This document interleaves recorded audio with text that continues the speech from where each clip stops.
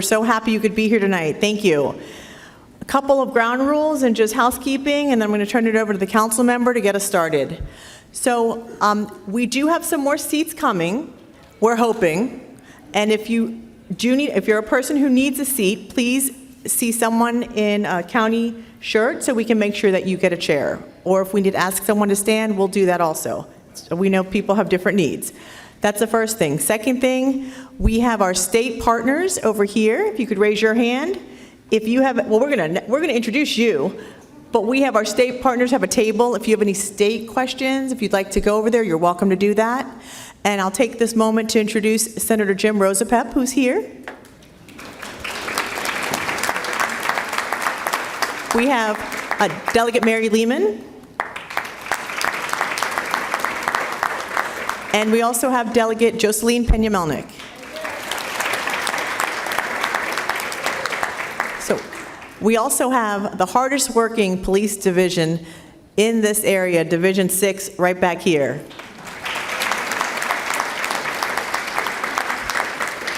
So they are wonderful partners. If you have any questions about safety, security, you want to talk to them, they are here because they want to be able to answer those questions. So please visit them if you have a moment. So one of the housekeeping rules, you'll see Genesis here and anyone in a county shirt, we're going to have these cards. And we've received many, many, many questions.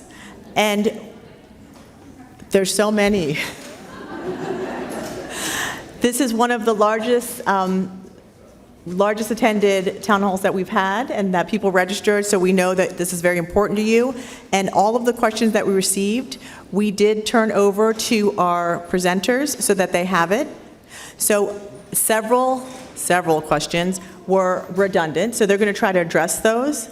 If for some reason during the course of the evening you're not hearing that your question has been answered, you can raise your hand or you can look for myself or Genesis, and we'll give you a card and you can write down your question and we'll take it. We will try to give it to our presenters, but do understand we have an agenda that they're trying to stick to. So it's very important that at least you put your name and email address and phone number so that we know how to get a hold of you, okay? So, but we're hoping that with all the plethora of questions that we answered or that we got, that maybe they'll get those answered. So a couple of housekeepings. And then if you didn't get a bottle of water or snack, please, you can see the back table. We'd like to get that for you. And then in the meantime, please enjoy yourself. We're here to help. You can ask anyone in a county t-shirt. We want to thank the District 1 team and Councilmember Noga and all our speakers for being here this evening. And thanks for having us.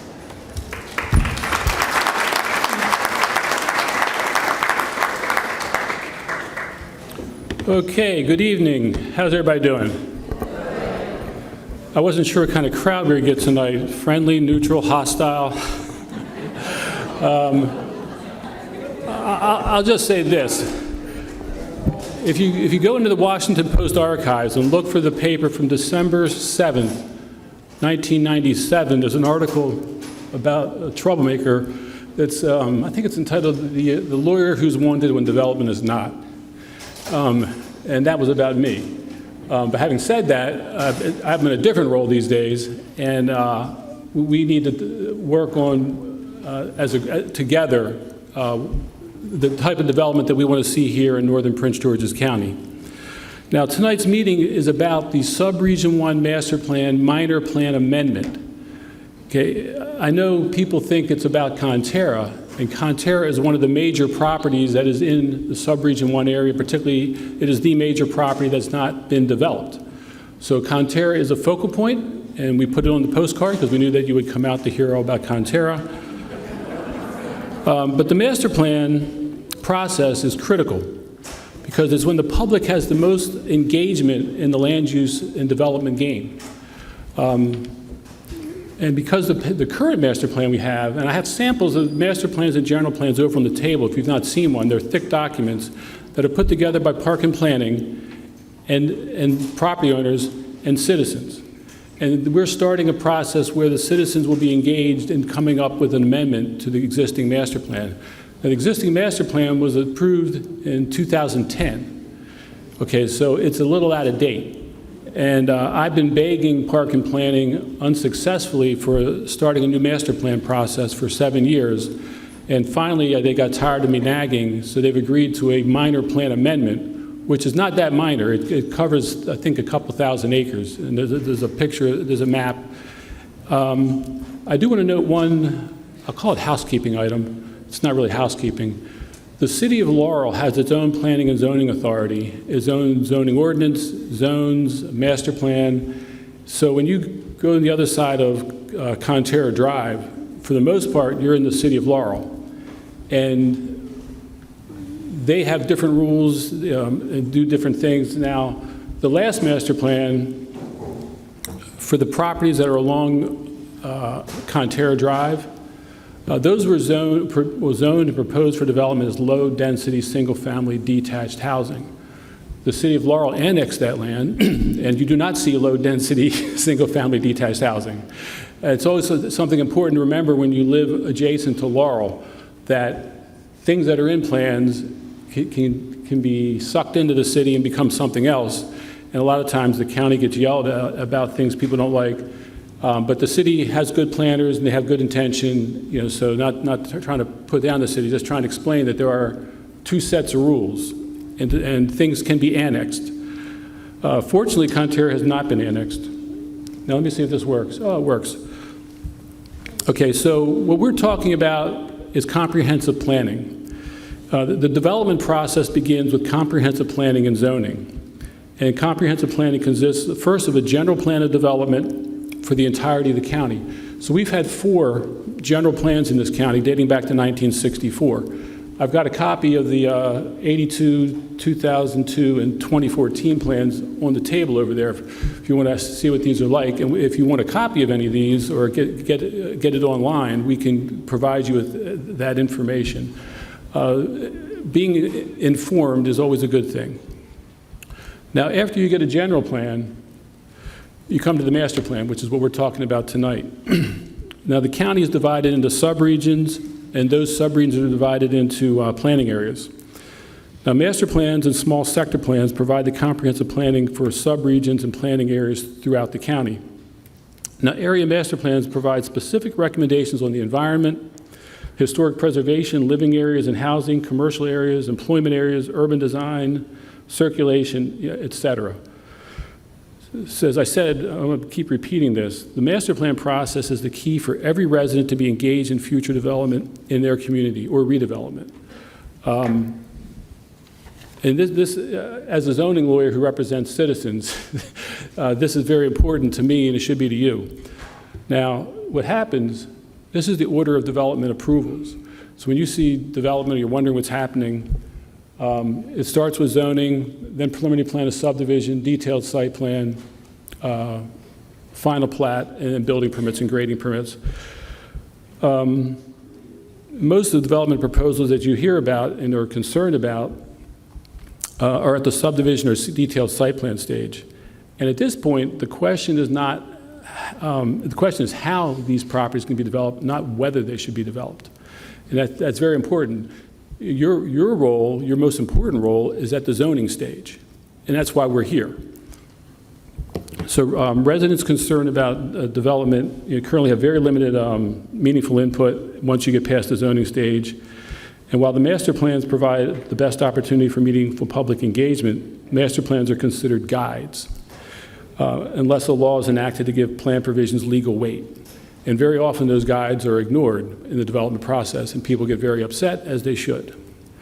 Now, historically, the public has been frustrated because proposed development allowed by zone is not consistent with the public expectation that was put forth in the master plan. This is something that's going on for years. Now, I proposed a bill in 2023, 2 years ago, that required development proposals to be consistent with the master plan for the area, and the council adopted that. And then the development industry got very upset and got the council to repeal it last year. So I got a new bill, and because there's been a change in the council, as you may recall, we had a special election, new council member, we now have the votes to pass a bill to make master plans meaningful again. So once again, not only is it the most meaningful stage to begin with, if this law passes later this year, it'll be even more meaningful because the things that we put into that plan will have legal teeth and actually do something.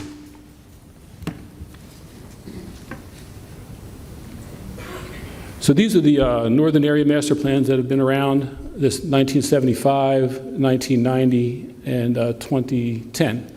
I've got copies of most of those on the table over there, and the 2010 one is the one that we're going to be amending. And we had a lot of public participation when this was done in the late aughts, 2006, 7, 8. There was a lot of public participation.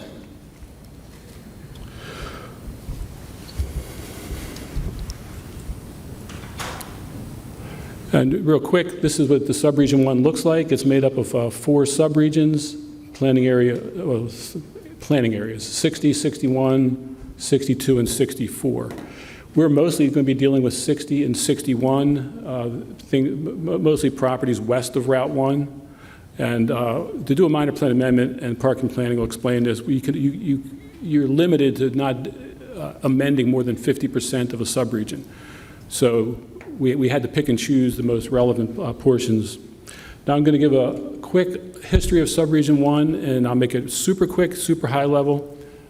So the 1964 general plan that I had up there before proposed a series of transportation corridors that emanated from the district, and with corridor cities located along the transportation routes to become the concentrated development within a transportation hub or system.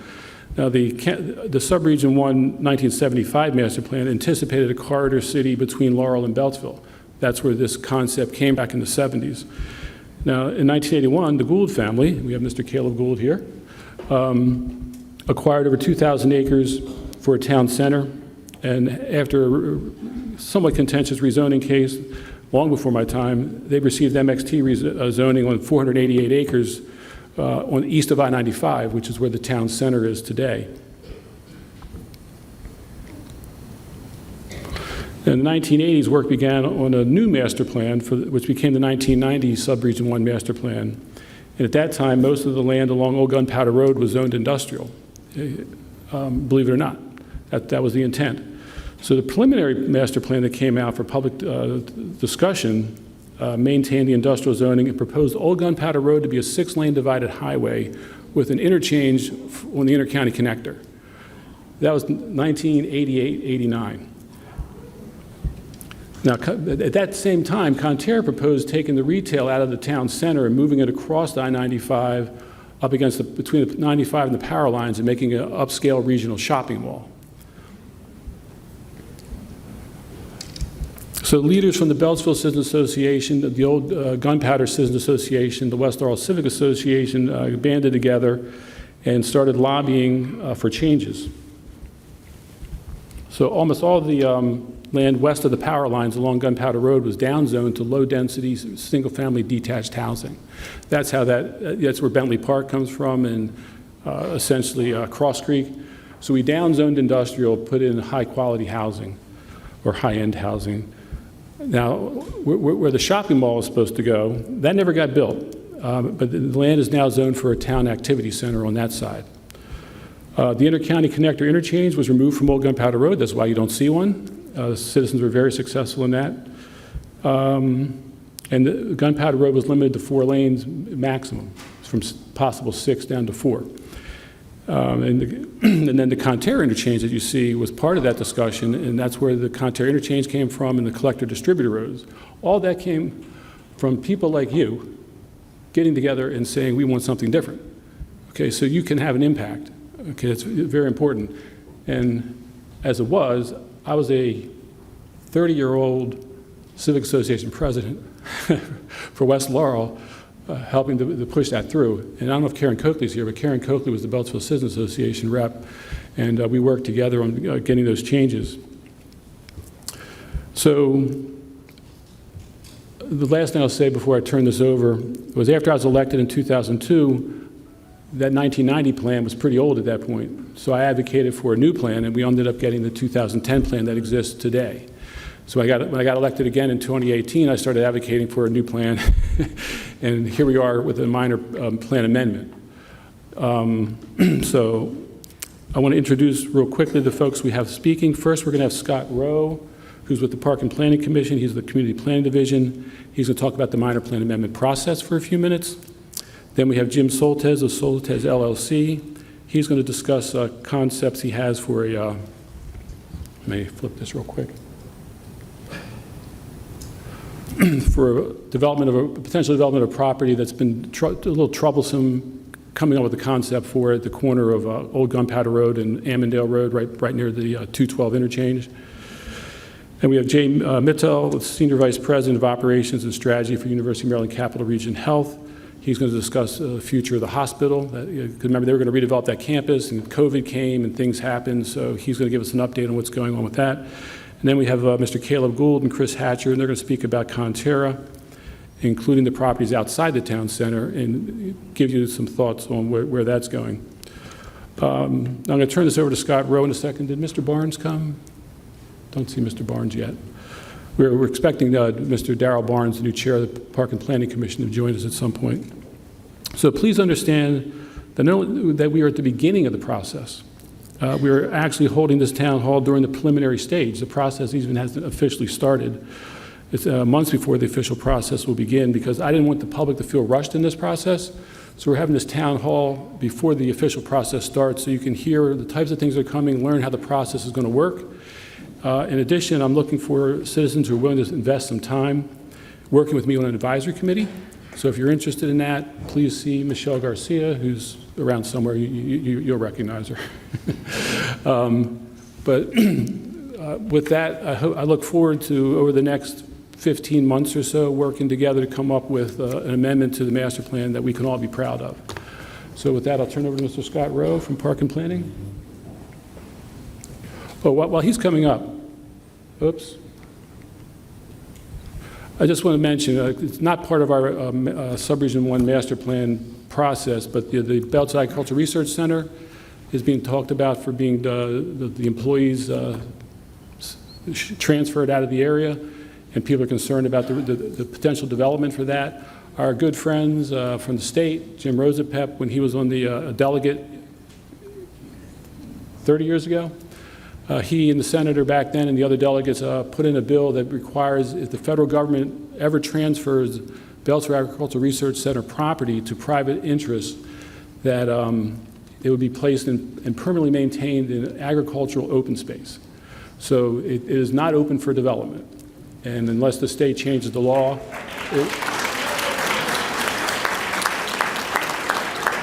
yeah, I wish I could take credit for that, but Jim Rosapep and Pauline Menez and Tim Maloney and Jim Rosapep and Art Dorman, Senator Dorman, they're the ones that put that into play. The county master plans currently show that land in reserved open space, and that's not going to change, I don't think, anytime soon. So that's important information to leave you with. Mr. Rowe.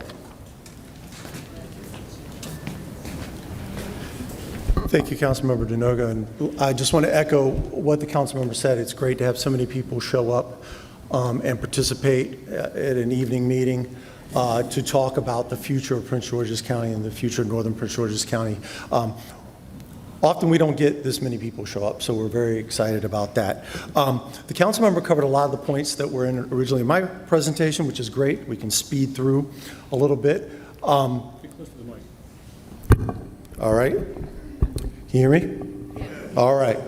I'm with the Prince George's County Planning Department. Talk a little bit about planning and zoning real quick, because the council member covered a lot of the history, and just kind of walk through the process of what a minor plan amendment is and where we're going over the next few months.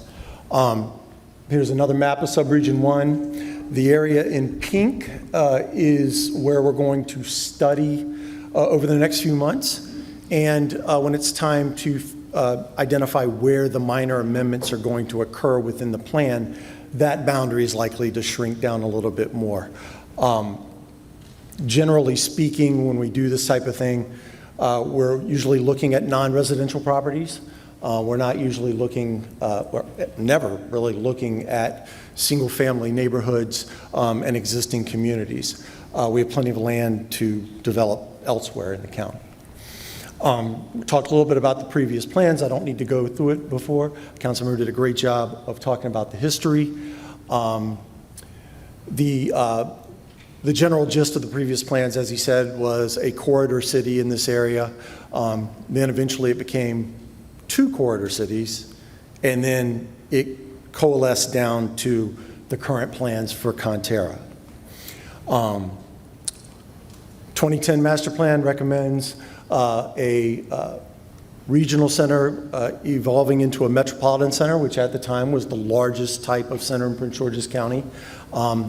A concentration of mixed-use development with residential, commercial, retail, community amenities, and so forth, and also a smaller mixed-use area along Route 1, capitalizing on the Muirkirk MARC station.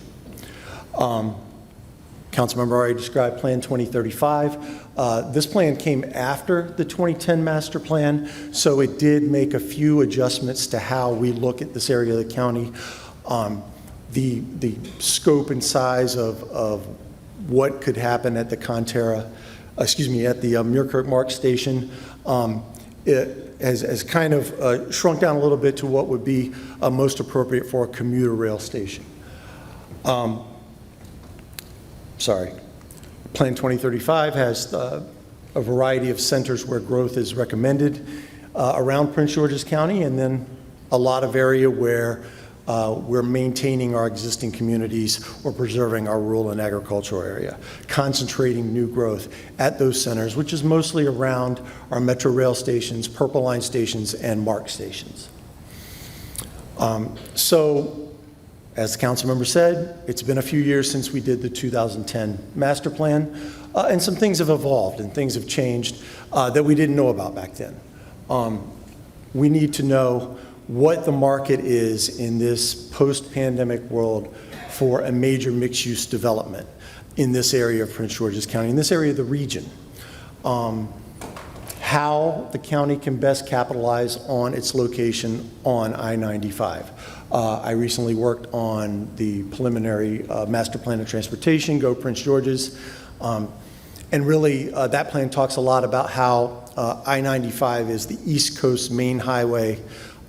How do we capitalize from that access? How do we capitalize from that proximity and that location to attract investment into Prince George's County?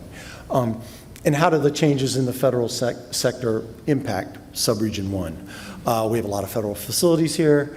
As the council member mentioned, we also have a lot of federal employees that live in the subregion. So how do we diversify the economy in this area of the county to have something else besides federal employment? And what opportunities does that present? So these are some of the things over the next few months we're going to be exploring. We're going to bring a team of planning, economic development, real estate experts on board that do work around the country to identify really what some of the opportunities are in this area and what some of the challenges may be. It's been a while since we've looked comprehensively at this area, so we're going to bring in some outside experts who can bring in their expertise from around the country and really identify how to capitalize on the opportunities that this area presents in a way that improves quality of life for Prince Georgians. A minor plan amendment is a revision to an existing master sector plan, as the council member says. It has to cover less than 50% of the plan area. We do about 1 to 4 minor amendments to plans around the county per year. But what we're doing a little differently now, which is really enhanced the process, is we're going to do that study and do that engagement with you, the public, so that we can get your input, your ideas of how this area can evolve over the next 20, 30 years, and figure out how best to amend that plan so that it's still relevant for the current day and for the near future. So we do a minor plan amendment. It's really just amending the text or the maps in the plan. And if the plan amendment recommends zoning changes, which is really where you establish what a person can do with their property, we can do what's called a sectional map amendment, which recommends zoning changes to a number of properties within the area where we're doing the plan to best reflect what the plan recommends. Councilmember talked a little bit about what planning can and can't do, especially when it comes to each stage of the development process. Not going to read the slide here, but generally speaking, a plan is a policy document. It establishes the county's policy for a particular area, contains strategies that, if implemented by the public sector, by the private sector, by institutions, nonprofits, working together with the community, if those strategies are implemented, it creates an environment where businesses want to invest, where people want to move, where people want to get out more and enjoy their community more. Plans can do that. Plans can identify where zoning should be changed. They can identify where streets should be built or rebuilt. What they can't do is bring specific businesses to an area.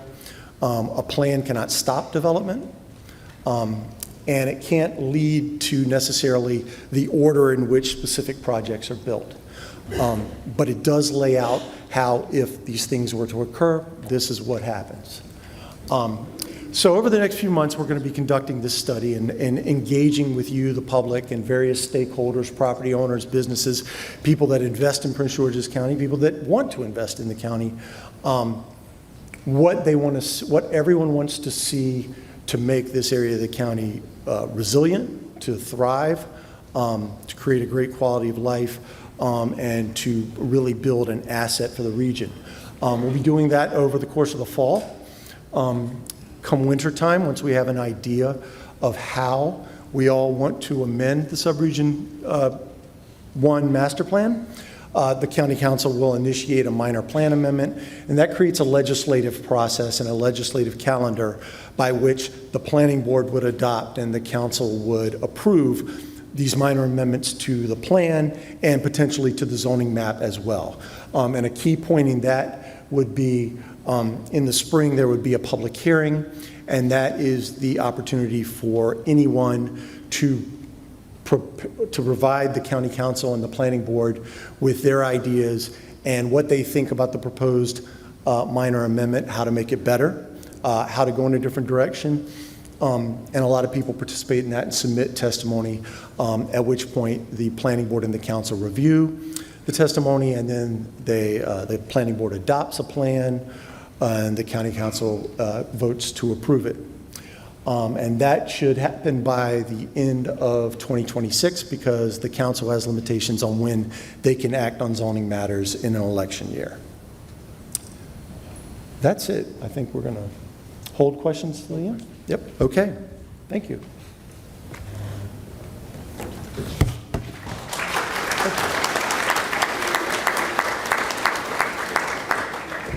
Thank you very much. I'm Jim Saltez, and I've been working with an engineering company by Saltez for 40 years in Prince George's County, and I've been through lots of zoning and processes, and I know for a fact that the key tonight and for the next 12, 18 months will be to listen and listen hard to everyone's comments. So that's what we're going to start tonight, and thank you, Council Member, for that.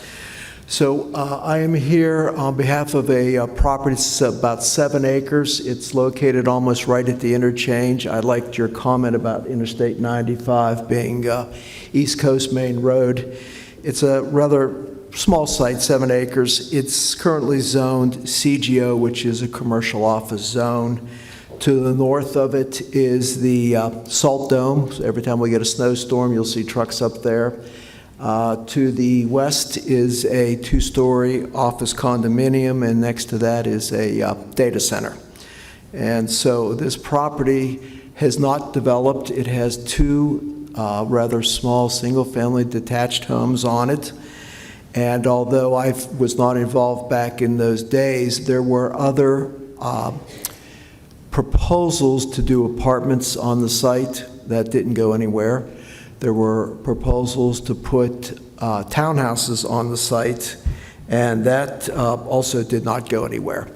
So in summary, in the 2010 plan, these properties, there were 3 of them in this little, in this quadrant right at the interchange, that was supposed to be a mixed-use technology, mixed-use center containing office and containing residential. And unfortunately, that did not happen, so I think it was a good time when the council member suggested that that site be looked at as what if. So tonight starts the listening process, and I am pleased to be here, and I'm sure questions will come later. So that's pretty much it for me.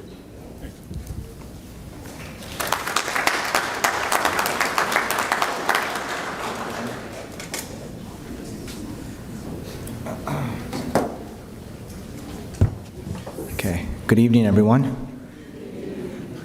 So, Jay Mattal with the University of Maryland Medical System, and I'm here to talk to you today about what University of Maryland Medical System is doing in your community.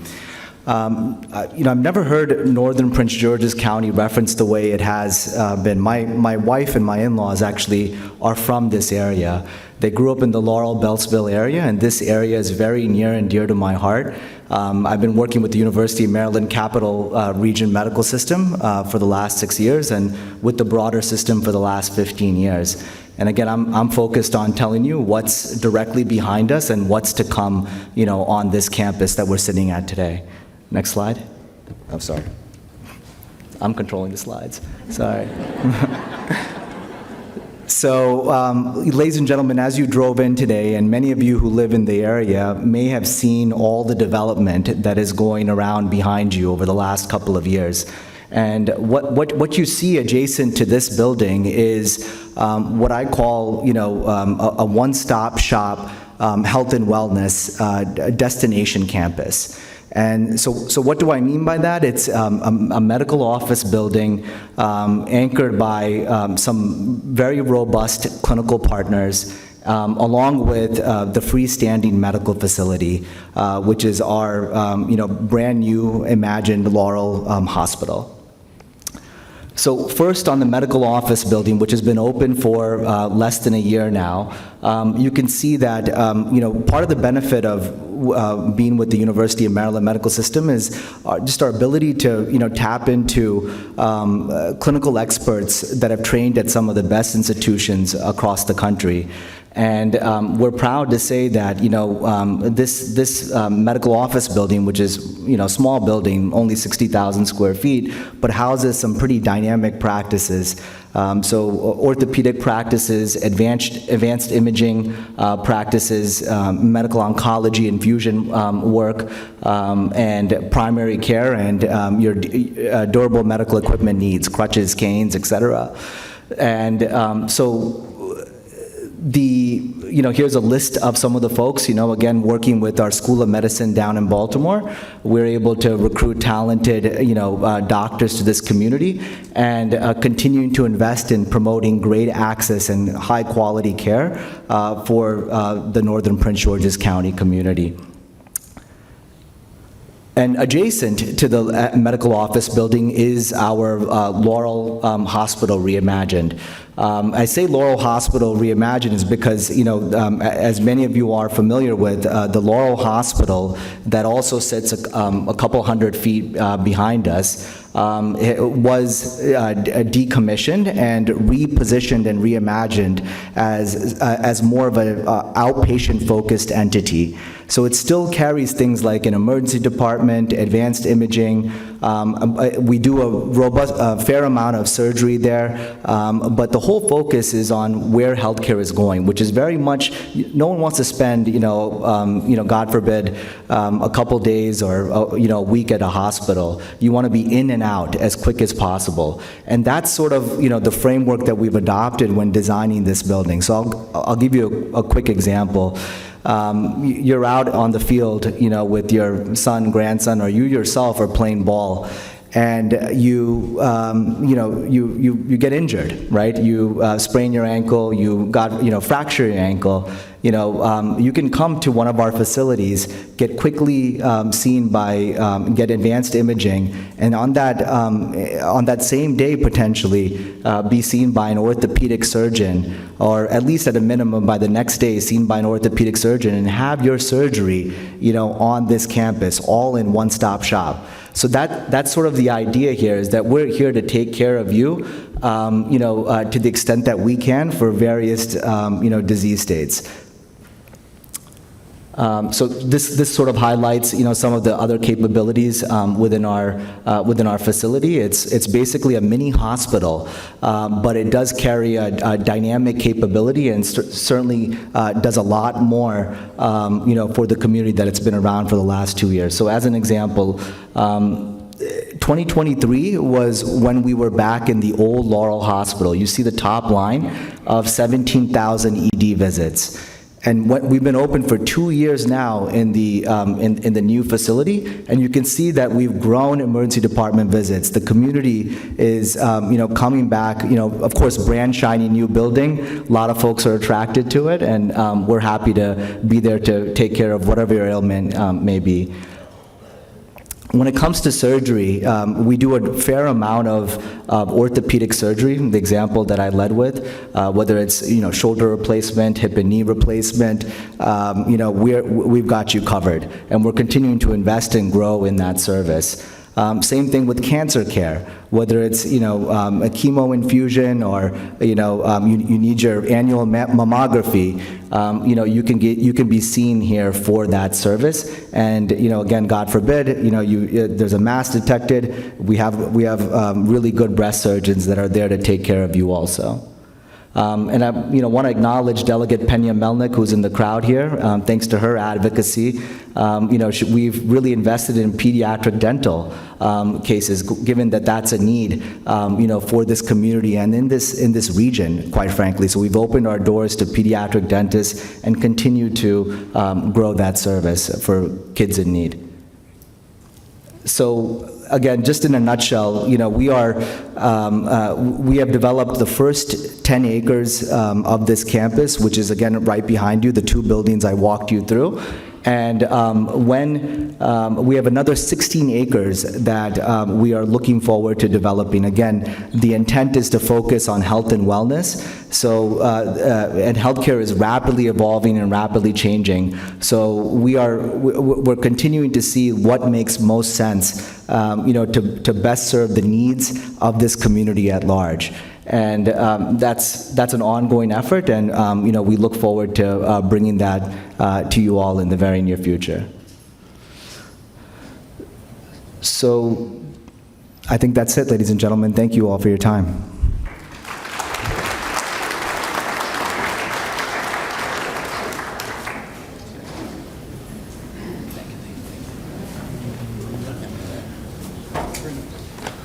Good evening, everyone.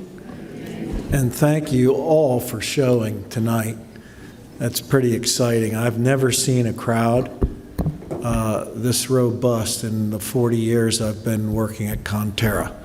I'm Caleb Gould. Thank you, Councilman, and thank you, Park and Planning, for having us.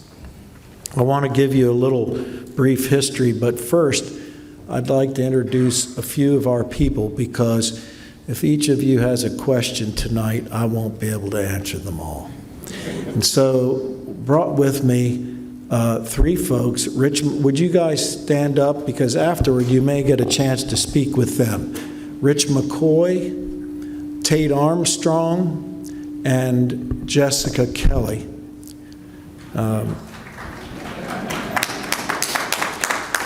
And please do introduce yourselves, and if you have questions, feel free to ask them afterward.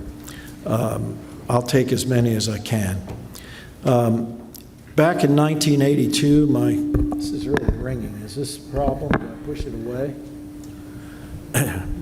Are you hearing me okay? Yes. Okay, well, it seems like I feel like Jimi Hendrix. I'm getting a lot of feedback.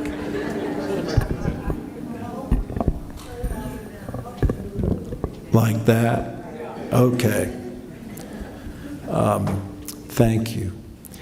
In 1982, my father bought about 2,300 acres that he later named Konterra. And for many years, we continued the sand and gravel mining that had existed there since the 1930s. No reclamation had been done to the property, and it looked like the moon. So for about 15 years, we mined the property and reclaimed it and began planning for its ultimate development. And worked with the county, the state, to bring new road concepts and ultimately the reality of the Konterra Drive interchange, and we worked on the intercounty connector alignments and the like. Many things have happened. First, I might say, I've worked on 2 master plans, and with the Citizens Advisory Committee back in the 80s in preparation for what became the 1990 master plan. It can take a long time to do a whole master plan. So the councilman's idea of a smaller, more compressed process, I think, is a good one, and hopefully we'll see that come to fruition before everything changes again. Land uses, they have to adapt to reality and market conditions. And with COVID, we lost our office market. With the internet, retail completely changed. People live differently, and they want different services today. So we have to reimagine a little what we may have planned for now, how many years ago? 20, 30 years ago in a last master plan, or 15. But too long. And so this is the beginning of a process that we're very happy to engage with all of you in, and will take us some time. And we're here to answer questions. I think Chris Hatcher or the esteemed Andre Gingles may have something more intelligent than me to say. Thank you very much.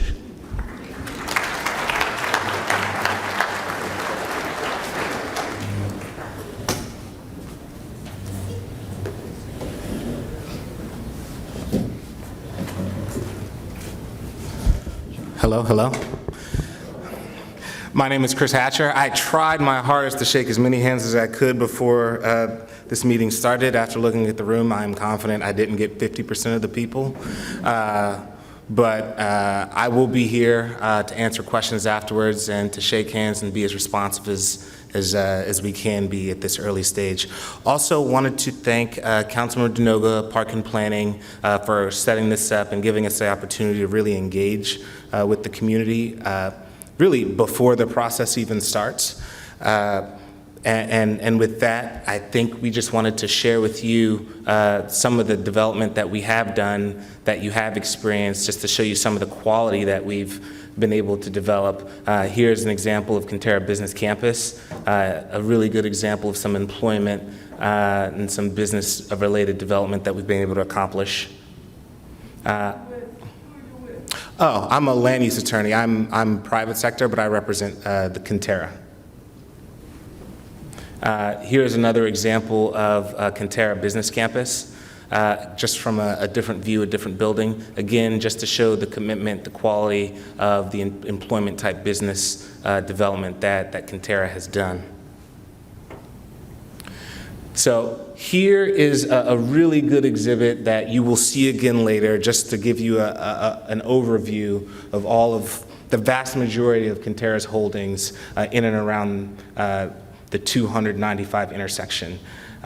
When we speak about Konterra Town Center, and I suspect after seeing some of the questions, the vast majority of the questions are about Konterra Town Center East, that is the area that is reflected in the orange.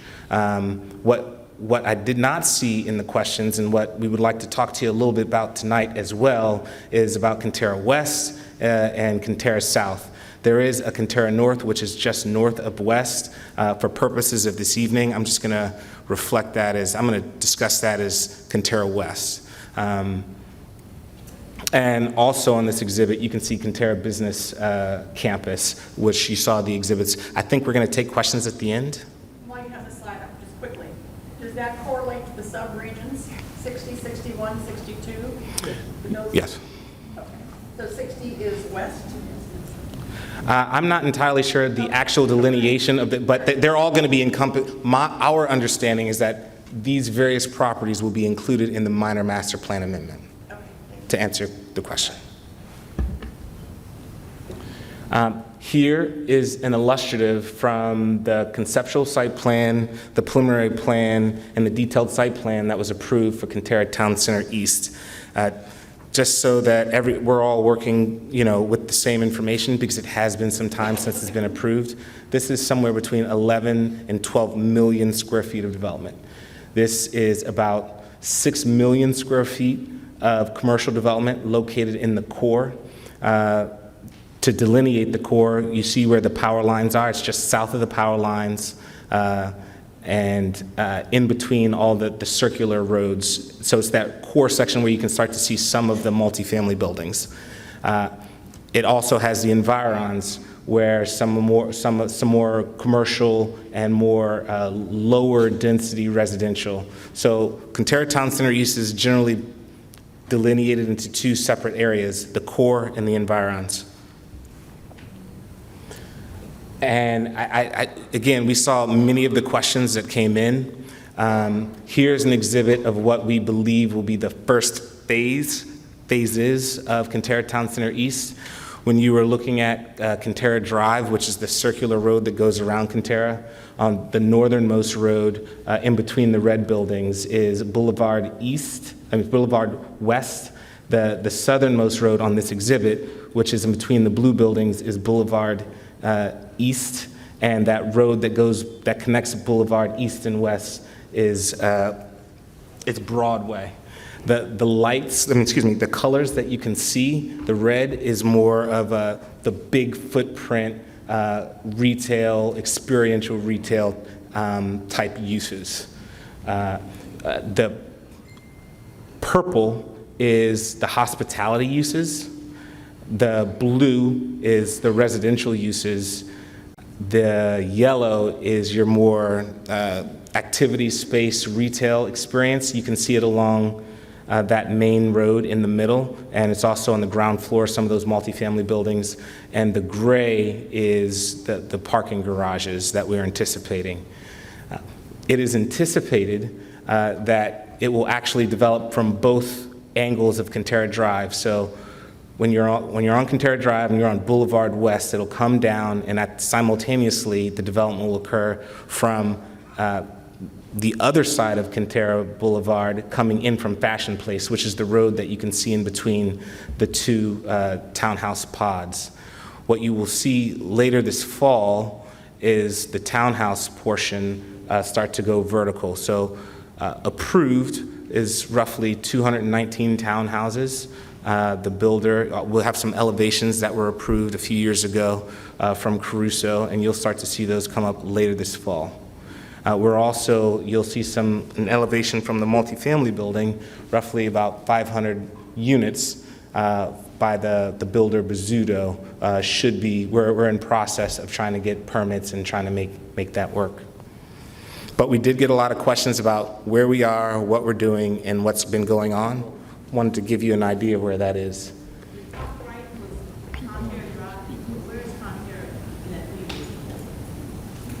I'm gonna answer the question at the end.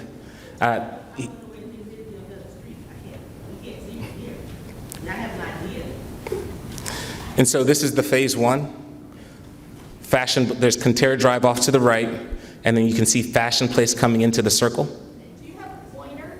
Because the people all around can't see. There you go. There you go. Here's Konterra Drive right here. Here's Fashion Place right here. Here's Boulevard East. Here's Broad Street. And so you're going to see the phase one coming in this fall right here. And more specifically, you're going to see phase one come in right here. Put it on this map over here, too. Oh man, you guys are going to make my chiropractor do some work. Here's Konterra Boulevard right here. Here's Fashion Place right here. Here's Boulevard East right here. Here's Broad Street right here.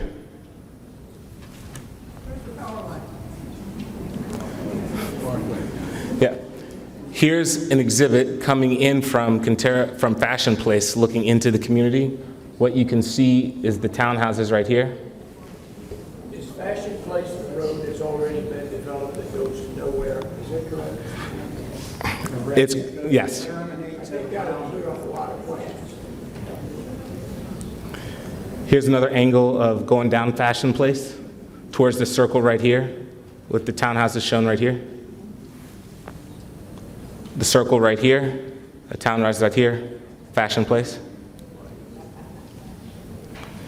Here are exhibits showing the townhouses that were approved.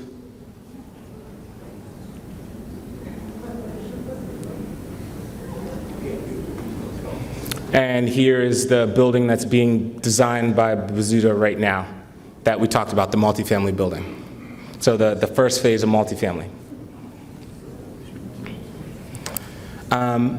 So with the roughly 6 million square feet of residential here and 6 million square feet of commercial here, what the master plan calls for here is roughly half that. So this portion was zoned MXT, now it's TAC, and this portion is zoned the RR, which the council member referenced. Again, this portion is intended to be something for more intense, formerly MXT, TAC, this is RR, and here's the RR up here. So if you have about 12 million square feet of development here, commercial, residential, office, and you have about, let's just call it half, 2.5 to 3 million square feet zone, not approved, then it starts to beg the question for us and for everybody, what uses are more appropriate for the south? Right here, right here. This is 95 right here. This is 200 right here. This is 95 right here. This is 200 right here. The ICC is right here. So as we start to evaluate what uses might be appropriate there, that intersection becomes a real key point because it represents such an investment from the state, from the county, and from the private sector, and from us, as well as you start to envision what was approved here with all the development with the commercial and residential, and what's zoned here for the commercial residential, it starts to make, for us, more sense considering this is a major corridor, and you can literally go north, south, east, west, north, south, east, west, west, east. It starts to beg the questions like, it really wants to be some type of employment, some type of business activity right here. And so considering that it won't really have an impact on the schools since employment and business don't really produce school-age children, and considering the success that this industrial area or this employment area has had right here, it starts to make sense for it to creep over in this direction. Because again, in light of the commercial and the residential that's approved here, that is currently being developed, and the commercial and residential that's zoned for here, it just doesn't make a lot of sense to us to have more commercial and residential here, especially when you can take advantage of this intersection and this industrial / employment already exists here.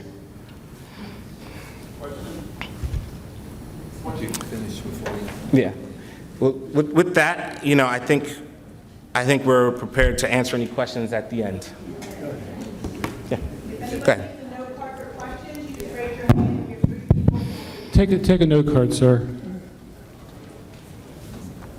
Okay, so we got a number of questions. Yes. And if you want to, feel free to fill out a card. That's what they're there for. I want to say one thing before we get to the questions, just because this relates to a question that came in online. The conceptual site plan for the town center was approved in 2009, so that was 16 years ago. Then one of the questions people have asked is, what about green space in the town center?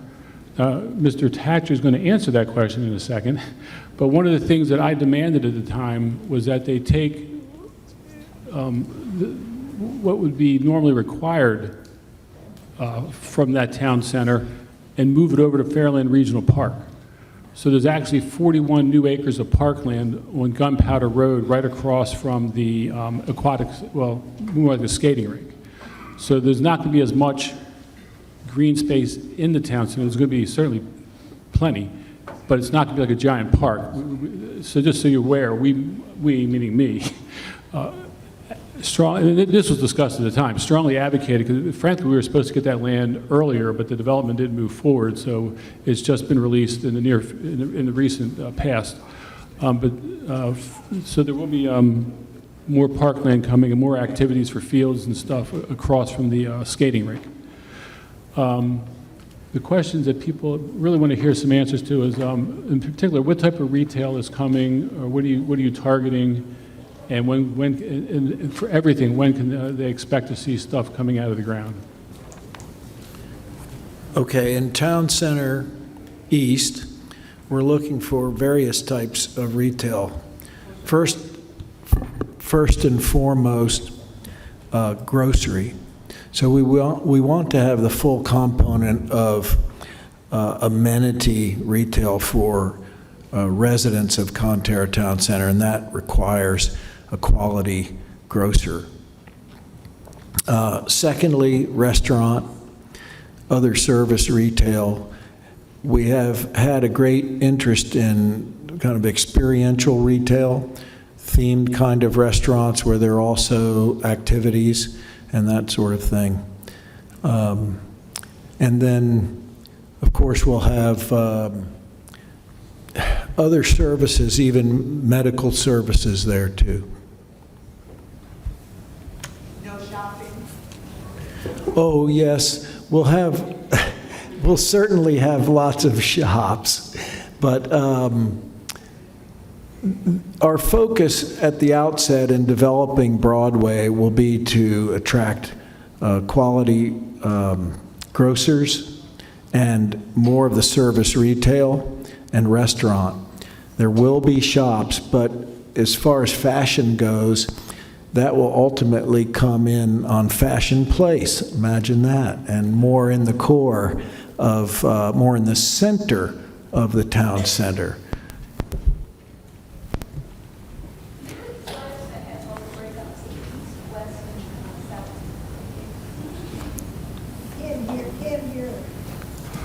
Let's go back to the question I posed. When will, what's the timeline for this? I think you've already said that there are certain things coming in the near future. Why don't you mention that and then talk about what's coming next? Well, as many of you may recall, the retail was originally planned to be department store anchored retail. None of that exists anymore and is no longer feasible economically. So our retail will be much more organic in terms of its growth, rather than building one very large multi-million square foot project. We will build first Broadway and tenant that street and grow organically from there. We're marketing that project very heavily right now. We've exhibited it to many retailers at the ICSC in Las Vegas this year, and we expect to be breaking ground on Broadway. We've already been putting in some infrastructure there, and we'll be breaking ground there in the next year or two. Yeah. Is the gravel pit ready to be developed? Well, which gravel pit? Oh, that, well, Let's not call out questions from the audience, please. We got cards. You answer the question, but just raise your hand, we'll give you a card. Okay, well, I can say briefly, the gravel pits are almost completely reclaimed and under stabilized growth now. So we're working in the south, Konterra South, right now to put in sediment control devices and stormwater management, and there's been some clearing and continues to be mass grading going on there. Probably the number one question that I think came in is, what about infrastructure? What is this going to do to the road system, and what are you doing for stormwater management?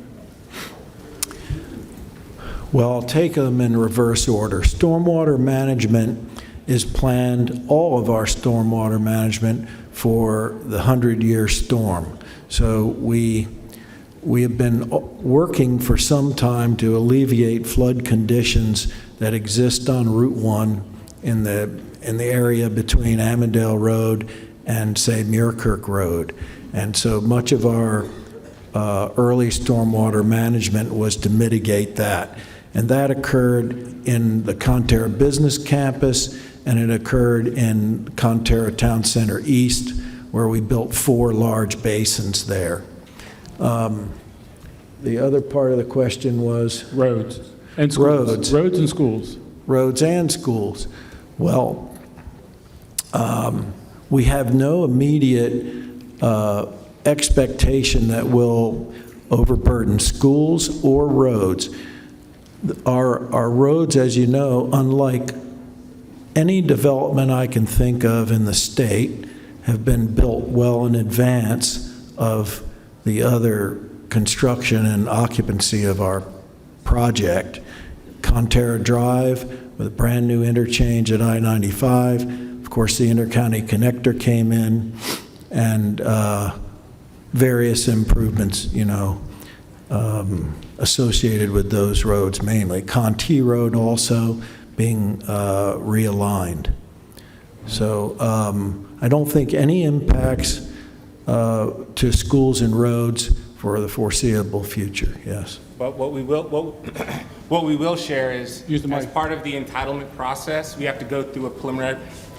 As part of the entitlement process, we have to go through a preliminary plan of subdivision approval, which we did for Konterra Town Center East, which will ultimately need to occur for West and South at the appropriate time.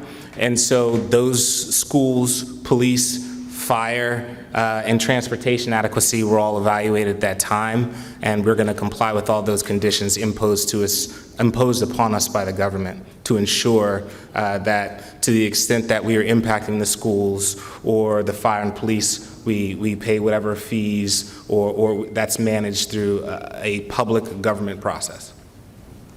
And I'm proud to say we've been associated with CMIT, who tenants one of our buildings, and we were very early on in getting CMIT located and operating. If none of you know of it, check it out. It's an awesome school located on Frost Place off Schweitzer Lane. I just want to point out that a lot of this was planned in the 2010 master plan, and that does have requirements for school sites in Konterra, in the broader Konterra properties. So they will be required as school demand increases. They will be required to provide land for schools. And I think Mr. Gould and I, 20 years ago, talked about putting it next to the 40 acres of parkland I just talked about a couple minutes ago. So that is out there. I know someone asked about trails and bike lanes, and you can answer that, but I recall someone demanding you put in trails. I don't know who that was. But as far as biking goes, first of all, there are county plans for bikes and trails, which we want to add to, and in the planning process, we are required to adhere to those plans. Konterra Town Center East, all of its streets have bike lanes, and we're proponents of bicycle transportation. We have a number of trails through our property that are oriented to our very first phase of townhouse construction that's coming out of the ground now. And that'll go up through the green areas, the wooded areas, and connect to all the surrounding roads.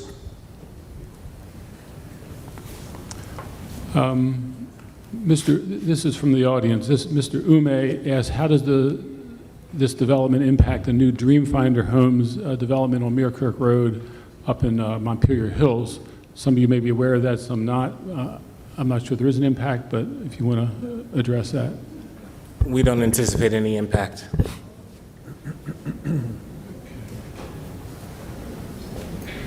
Trivia question, how did Konterra's name come about? Somebody asked. There is an old historic name, Conti, and there was a Conti Sand and Gravel Company on Van Dusen Road.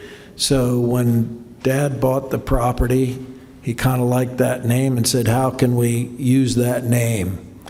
And he liked the idea of putting it together with the land, Terra. So it became Konterra, and at the dinner table, my mother said, well, you'll have to use a K for Kingdon. Trivia. Same person is Mr. and Mrs. Benson. I can't see the first name, but everything shown for development is totally unconstructed. That's a question. Seems like some isn't, some isn't. Everything shown for development today is unconstructed. True. So far, we've only built about 1 million square feet of office and flex office and about 800 residential homes since we started Konterra. But we're continuing to go, and what we've shown you today is plans for the future. We're coming out of the ground with 220 townhouses as we speak, and you'll see those right off Fashion Place, the road to nowhere. It's now the road to Konterra Town Center. Is there also the developer for that, or are they only for the 500 multifamily? Just the multifamily right now. Developer for the townhomes? Caruso. We are. Caruso Homes is the builder, and we are the developer. You should know we're a little different. We're not merchant developers or builders. We build for our own portfolio. We hold our land long term. We try to build to the high end of the market and build durable, development, durable products. Okay, next question. This is a simple question, I think. What city is Konterra east, west, and south considered? Excuse me? What city are the holdings considered to be in? The holdings are in Prince George's County and currently have a Laurel address. And maybe in the future that will change, but at the moment that's the circumstance. Okay, here's a good question. But it is not within the municipal boundaries of Laurel. So it is... It's in the unincorporated portion of the Laurel area. Correct. Are there any plans to improve Old Gunpowder Road, which looks like it bounds Konterra West? So, Say that, I couldn't hear. Just Gunpowder Road improvements, are there plans for that? Immediately, no, but ultimately, yes. And those will be covered in the master plan as well. But as we build, we must not burden our public facilities. So there's adequate public facilities requirements and built in, incorporated in the approval process. What is the plan for affordable housing?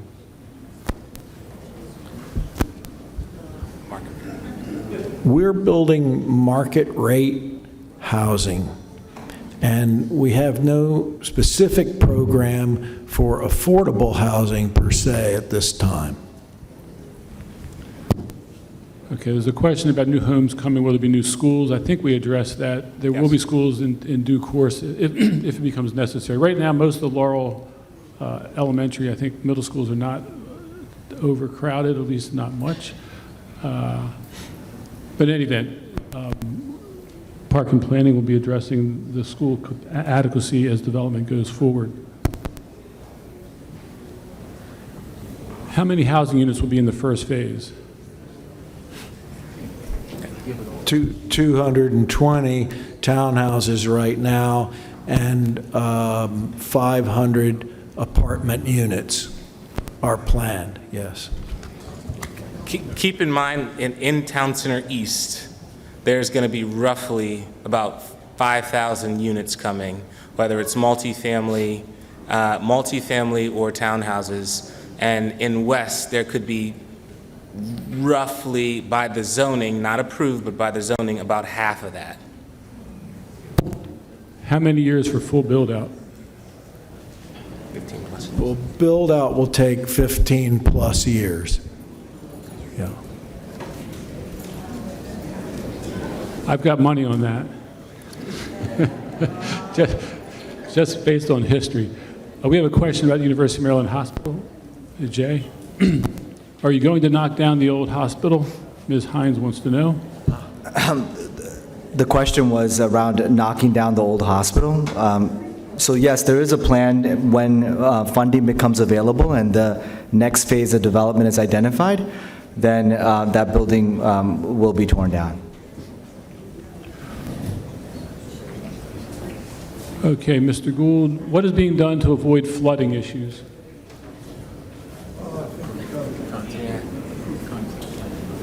I think we covered that, did we not? Yeah, we did. Okay. Will the buildings be electric vehicle ready? Will the buildings be electrical vehicle ready? You bet. Yes. You bet. We've already built charging stations and solar at our own office building. So yes, these will be,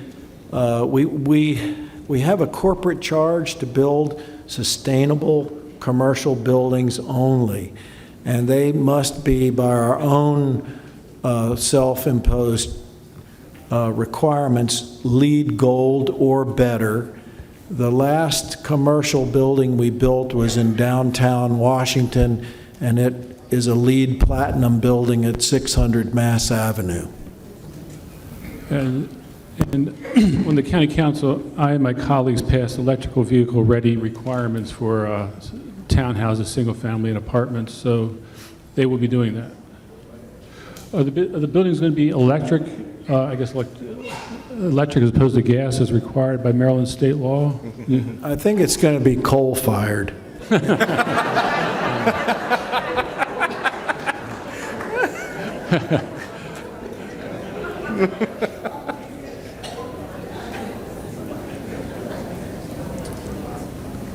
Okay, this is a stormwater question again, but I believe this is from Serena. I think she's concerned about the increase in rain above what the 100-year storms have been calculated at. So are you accounting for the increase in stormwater that we've been getting? Well, I will just say that we volunteered to design to the 100-year storm before that was a requirement, and we'll have to see. So far, we feel like the facilities we built have been managing appropriately, but if the requirements change, we'll certainly be updating our designs. But what we can definitively say is that we are in full compliance with all state and county regulations dealing with stormwater management, and will continue to be prospectively going forward. The county's been increasing, I think, the requirements on stormwater management for the reason of climate change. Will there be any special residential area for 55 plus only? Senior housing only? There's certainly not any space in Konterra Town Center East plan for that. I know the master plan does suggest that perhaps in the west there could be. you know, when we get to the appropriate time when we're really evaluating Wes, then I think that question will be very, very appropriate. Yeah. Or if the market changes.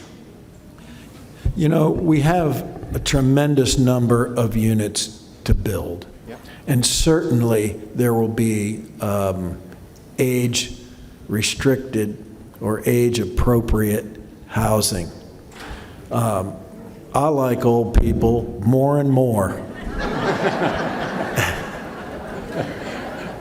Good answer.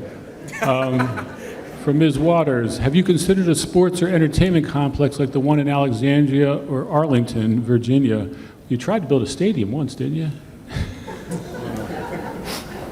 Jack Kent Cooke tried to build a stadium and we turned him down. But we are a sports-oriented company and family, so we want to incorporate outdoor activity and activity in general in all of our projects. I'm trying to get to your questions. This is number 15, and there's about 20 more. What is the plan to make Konterra walkable and cater to the public health with walkability connecting with surrounding areas from Reuben? Well, Konterra Town Center is designed with streets that are narrower than the county standard. And the reason that we requested to do that and took on the private obligation to maintain them was specifically for pedestrian convenience. People don't like to walk across streets with lots of traffic, particularly if they're trying to shop or carrying bags. So we felt it was just a more human scale if we made the streets more pedestrian friendly and bike friendly. And that's exactly what we've done. Mr. Coleman, he sees no provision for improving roads feeding in or out of the Konterra area, for example, Muirkirk Road. I know he emailed a question in to the same effect. So he's concerned about Muirkirk and Konterra Drive and how, apparently, in his view, that's a really bad intersection, and I guess down to Old Baltimore Pike is probably not too good either. Well, Muirkirk intersection, I think we built it, and over time these facilities need to be upgraded to accommodate new development. So as development occurs, there will be improvements made to that intersection. And I'd like to note also Muirkirk Road was a master plan road to continue westerly from the Muirkirk-Konterra Drive intersection. And we have preserved that right-of-way so that would happen. And with the development of Konterra South, I would expect that road, and also a project that Mr. Soltesz worked on. He quickly left. I don't know why. He didn't want to answer questions.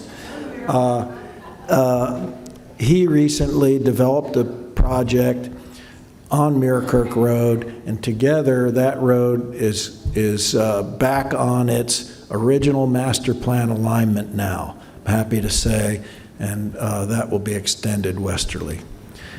And to the extent that you're looking for a little bit more specificity on when some of the road improvements will occur, I'd definitely reference the approved preliminary plan, because it only allocates a certain amount of development until we do some more transportation-related improvements. And so it's sort of incremental. We can only go so far without certain improvements, then we can go a little farther.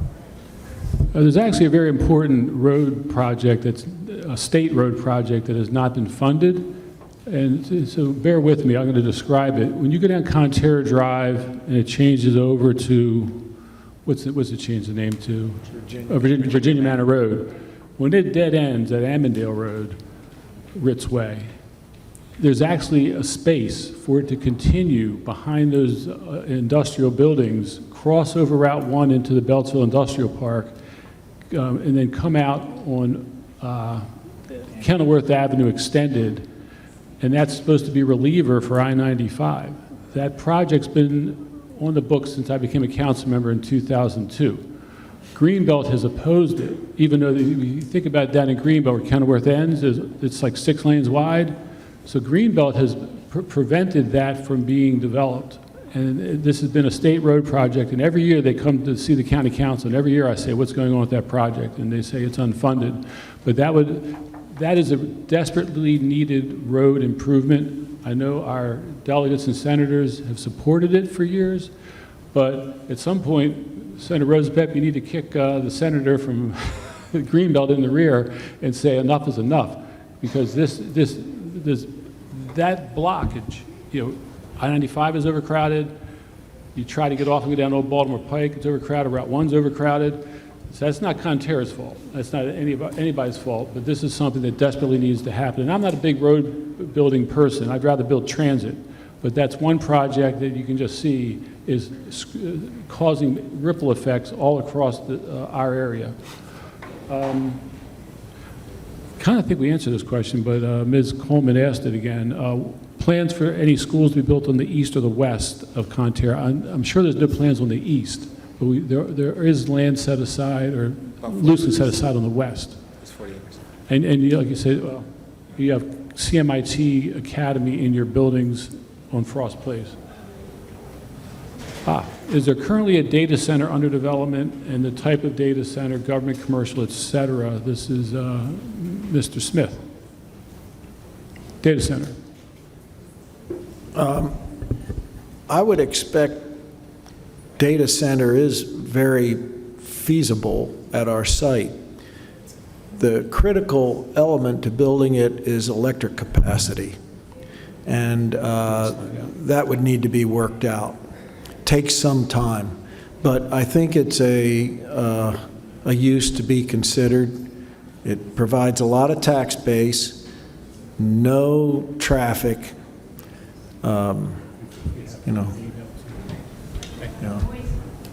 Yes, it is noisy, and so it should be buffered from the community. I think we could offer a site for that would not be blaring noise toward the community, but we'll see. We have no immediate plan for data center. Well, that's not true. We have one small data center that we are hoping to develop on Frost Place, and that would be south and west of the WSSC building. So there's no residential in that area at all. People have been asking the question, what about the Spicknell property being turned into data centers? And I can assure you, as far as I'm concerned, the answer is no. Just simple, no. And we can write that into the master plan. Okay. Matter of fact, when the council was enacting the big omnibus zoning bill last year, I wrote into that bill restrictions on putting a data center near religious institutions.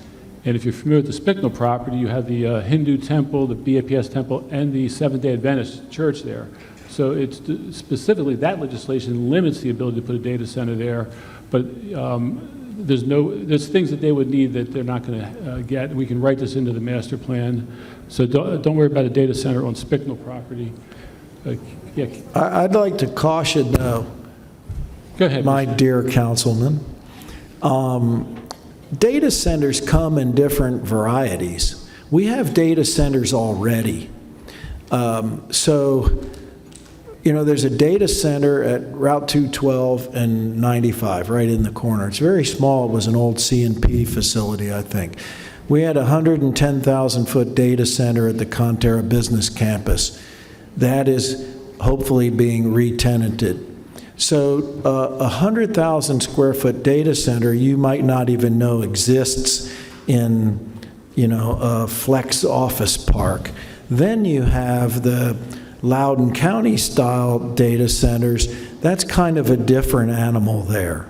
So I would say, just describing them all as data centers or zoning them away may not be appropriate. It really, you got to think about what kind of data center we're talking about. One other thing I did when the council passed a law about 4 years ago on data centers, I added a provision that you cannot have a data center within 4,000 feet of a regional park, which just coincidentally means nothing west of the power lines on Gunpowder Road. So I specifically put that in. They know about it. So you're not going to see data centers there. They're correct. They do have there's a long-standing small data center right there at the 212 interchange, and they're working on a small, I think, data center in a completely unresidential area.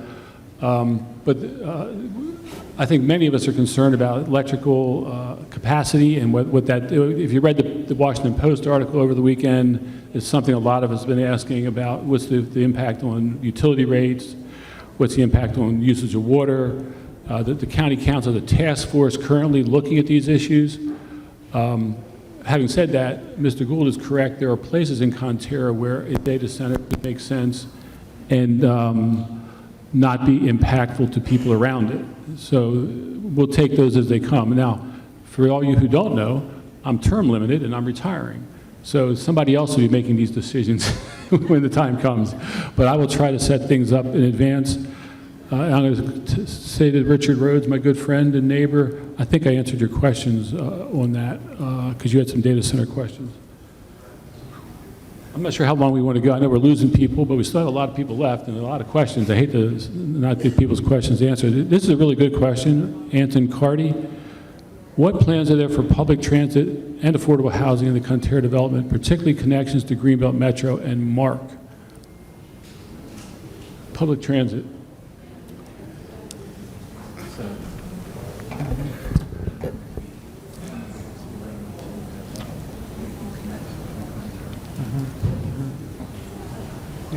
Yeah, I think there is some language in the approvals specifically trying to get those connections to the MARC station and to Greenbelt.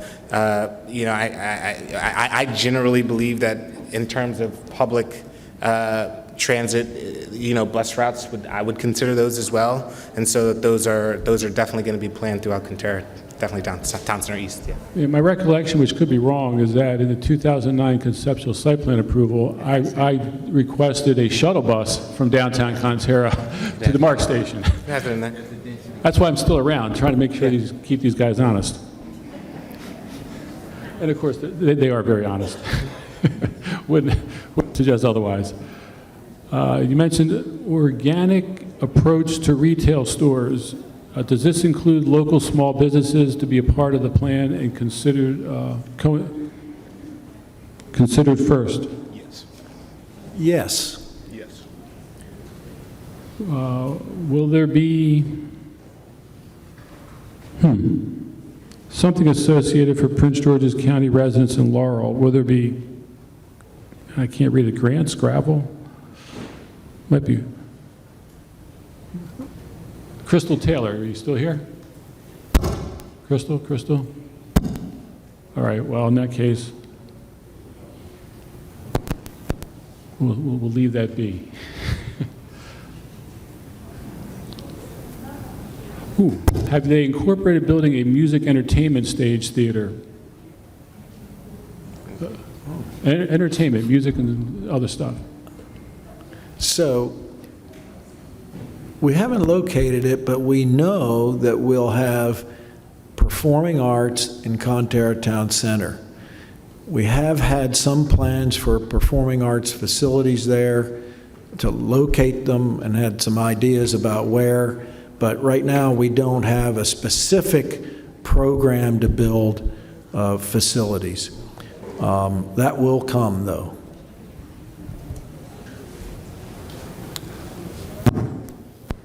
Can someone's company be invited to bid on contracts as a subcontractor?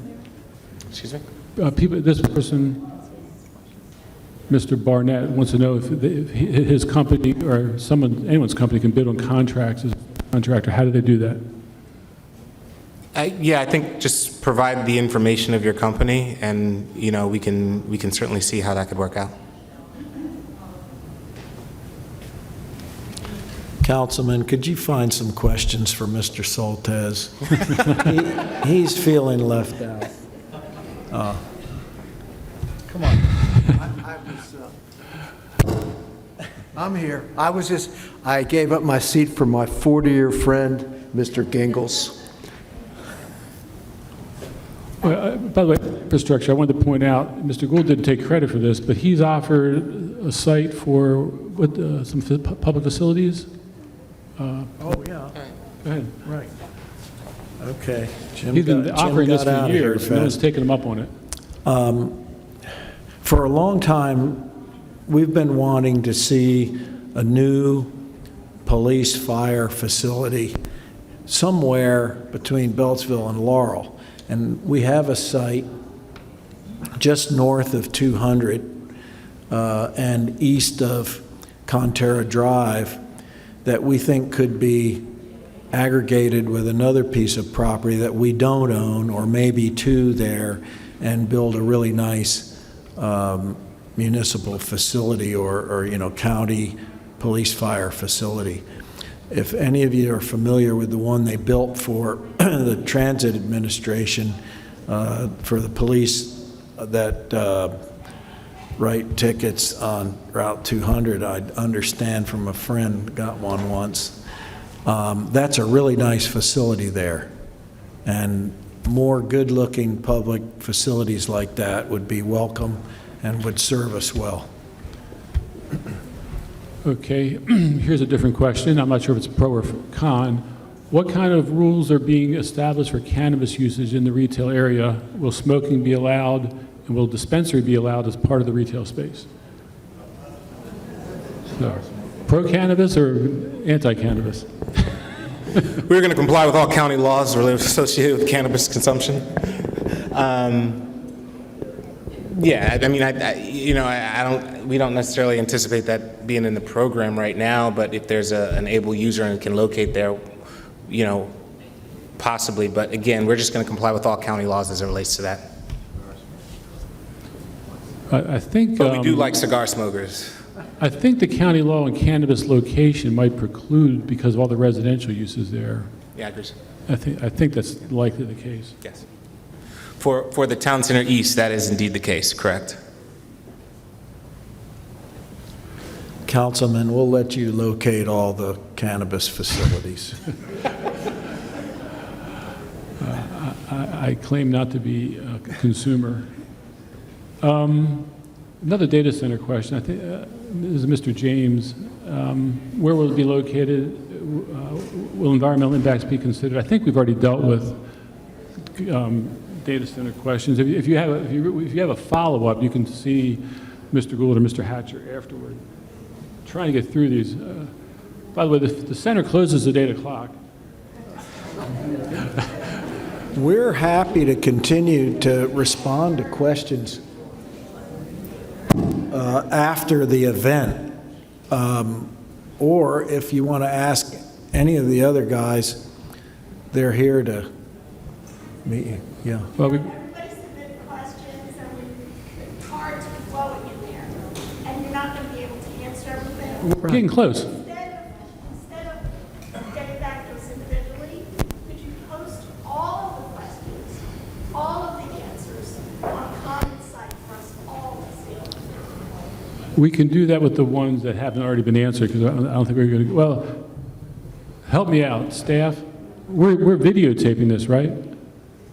It's being recorded, so this will be available for people to watch the questions that have already been answered. The ones that we don't get to, we will post or email to everybody that signed up. But we're getting near the bottom. Hopefully we'll come to an end. Given the large campus, why are there so few, if any, medical specialists in Laurel? Oh, he left. I told him if he had a question, we would get it to him. Who is this? Linda Aston. Where's Linda? I know Linda. We'll get Linda her answer. Put that aside. Will you use geothermal power? Geothermal. No plans to use geothermal at this time. I don't have anything against it, but we just haven't. What about solar? I recall you and I fighting about solar 15 years ago, and you agreed to do a small amount of solar. But you said you might do more in the future, and it's now the future. Well, we have no problem with solar. We built a huge array at our own office. I think the first thing we want to do is build structures that aren't heat sinks. So we try to use white roofs and those kinds of things, but we have nothing against building solar. For those of you who don't know, Maryland has passed legislation requiring building efficiency standards. So retrofitting old buildings and, of course, new buildings have to meet the standards. So most large-sized buildings are going to be meeting a new set of energy efficiency. Galen Kramer wants to know, how can we, as citizens, suggest commercial, restaurant, retail that we want to solicit, or that we want you to solicit? Is there a way to make recommendations to you? We're always open to suggestions and leads. And what's the best way to contact your team? Rich. Rich, do you want to answer that? How would they best provide us with interest in particular retail tenants or leads to tenants, suggestions? You can always call our office at 301-210-210. Can you repeat the phone number on the loudspeaker? 301-210-5230. Okay. Pamela Fox wants to know, how will you compete with the recent development over in Montgomery County? So I think that's Viva, White Oak. How do we compete? Yeah, they're building a humongous project there off of Randolph Road, Cherry Hill. We're a very different place from Viva, and we're not worried about competing with them at all. Yeah. She wants to know why people should choose Konterra over Viva. Why should people choose Konterra over Viva White Oak? Well, Konterra is going to be a place to work, to live, to recreate. It's going to have nighttime activity. It's going to have daytime services. It's going to have a full complement of services and tenancy. So I think it's just a more dynamic place. It has more critical mass, and you're going to find more amenities there. And if you do just take time to look at their website and our updated website, you'll really get the very different experiences of the communities that they're trying to create versus the community that we're trying to create. Also, that was a plug for the new website. Please go to the new website and take a look at it. We're going to provide periodic updates about some timelines and construction as they come available, just as a source of information directly from the principals.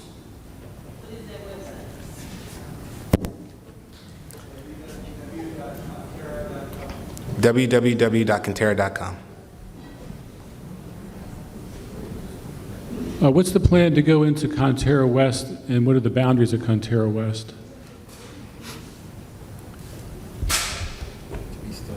Konterra West on the west is bounded by the Pepco transmission line.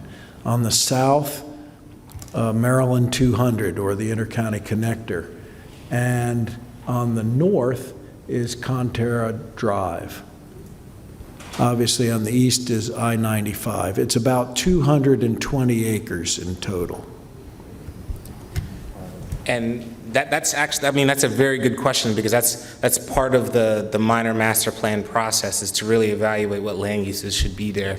We know what it's zoned for, we know what the development quantities we can get for what it's zoned for, and we're comfortable with those development quantities, but that's the purpose of the process. That was from Ms. Stewart. Another question from her. Where's the single-family housing to be situated in Konterra Town Center, and how many houses are there going to be? Well, Konterra Town Center did not contemplate single-family detached housing because we have land east of Town Center, west of Town Center West, all the way up to the 198 interchange where we contemplate building single-family detached.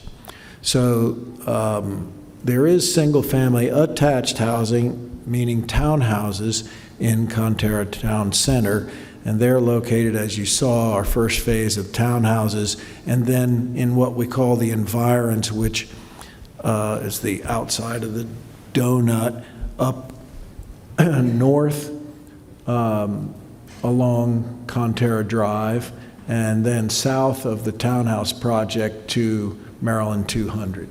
You might want to know details on the Wellington and that. Yeah, I mentioned earlier, we've developed about 800 single-family homes over the course of time. Wellington, Wilshire, and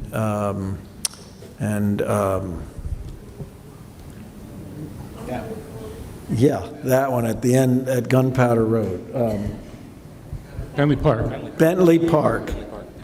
Now you know why I like old people so much. Mr. Gould, I thought we put a couple small lot, single-family detached in the town center. We didn't? I don't remember. No. Oh, you modified that out? Oh, it's an option? Okay. That was my idea. I like that option.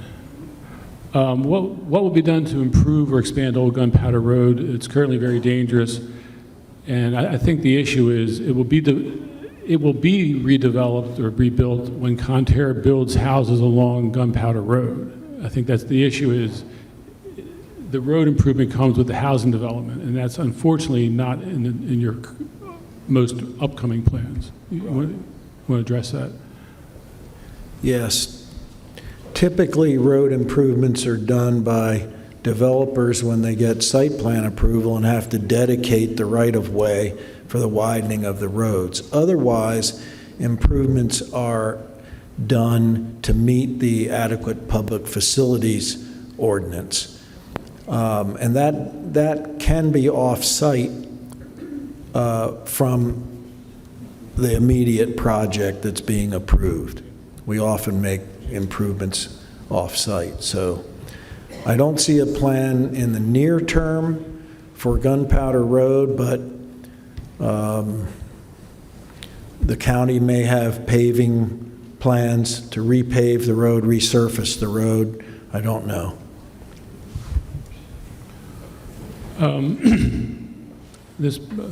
Again, Ms. Stewart wants to know, what will be done immediate to prevent all the dumping that happens in the open drive-up areas on Old Gunpowder Road and Konterra Road?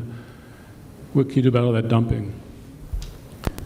Report them to the police. I clean up, I can't tell you how many truckloads a year of trash. And I mean with a front-end loader type cleanup. It happens all over. It's disgusting. And, if we can prosecute, we do. But it's very difficult. If you get a tag number, report it to the police. If you see it happening, let us know. We can't stand it. For the townhouses, will they have backyards? Yes.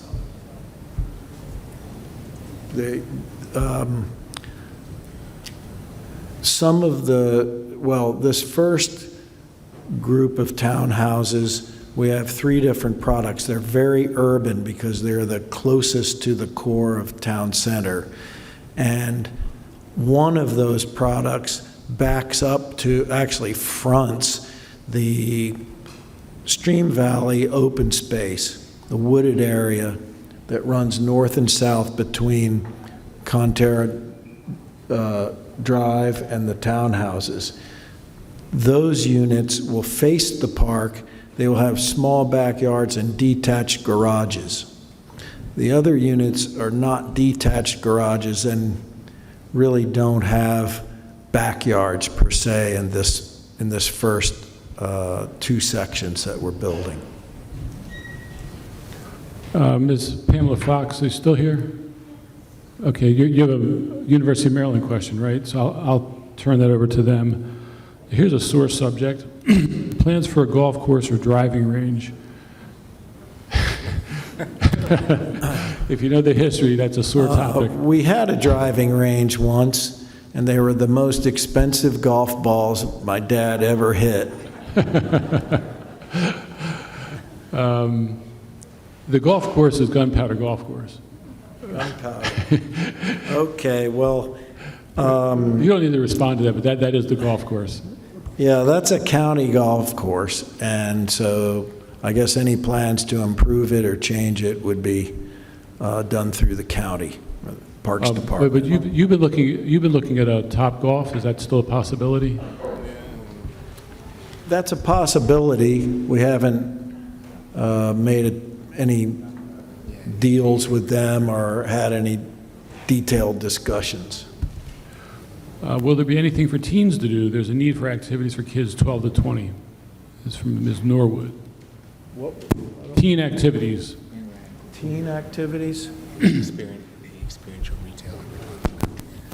Yeah, I guess the experiential retail, those things associated with this first phase, I guess, of retail.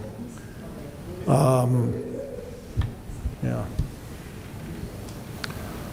Well, this is another question. I think we already had this, but we have a place for live entertainment. We don't have any place for comedy or live music in the area. Live entertainment. Again, we will have programmed activities in town center even early on, and that will include live entertainment, and then we'll have, I expect, tenants that will have live entertainment too. Performing arts, however, in a bigger scale will be coming later.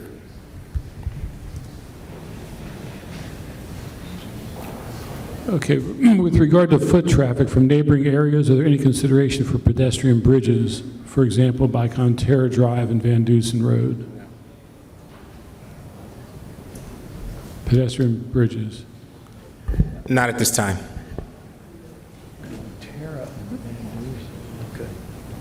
Yeah, I would say, from my experience, pedestrian bridges are very expensive, and people ultimately don't use them or like them, and they seem to attract crime, at least in certain places. They've been crime havens. Not sure it'd be the same here.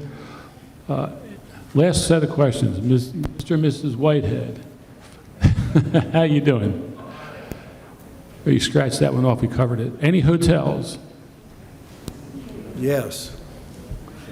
No hotel announcements to make, but there will certainly be hotels. Okay, that's all the questions I think we have, except for one more question for Mr. Soltesz. Come on up, Mr. Soltesz. Thank you. The question goes about concepts for the 7-acre site. Let me repeat something that Mr. Gould said. The office components within the greater whole United States were sort of squashed with COVID.